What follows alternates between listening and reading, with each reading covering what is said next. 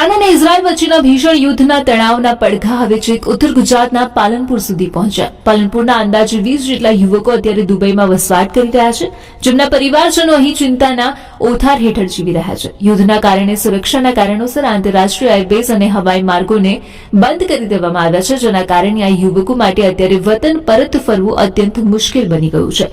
TV પર યુદ્ધના ભયાનક દ્રશ્યો અને સતત બદલાતી સ્થિતિ જોઈને પાલનપુરમાં રહેતા માતા પિતા અને સ્વજનોના જીવ અદ્ધર થઈ ગયા છે. જોકે રાહતના સમાચાર એ છે કે આ તમામ 20 યુવકો હાલ સુરક્ષિત હોવાનું જાણવા મળ્યું છે. તેમ છતાં પરિસ્થિતિ ગમે ત્યારે વણસી શકે તેવા ડરથી પરિવારજનો દર કલાકે વિડીયો કોલ કરીને પોતાના સંતાનોના સમાચાર મેળવી રહ્યા છે અને તેમની સુરક્ષા માટે દુઆ કરી રહ્યા છે. યુદ્ધ ક્યારે શાંત થશે અને ક્યારે આ વિમાન સેવાઓ ફરી શરૂ થશે તેની આતુરતાથી રાહ જોવાઈ રહી છે, જેથી આ યુવકો હેમખેમ પોતાના વતન પરત ફરી શકે.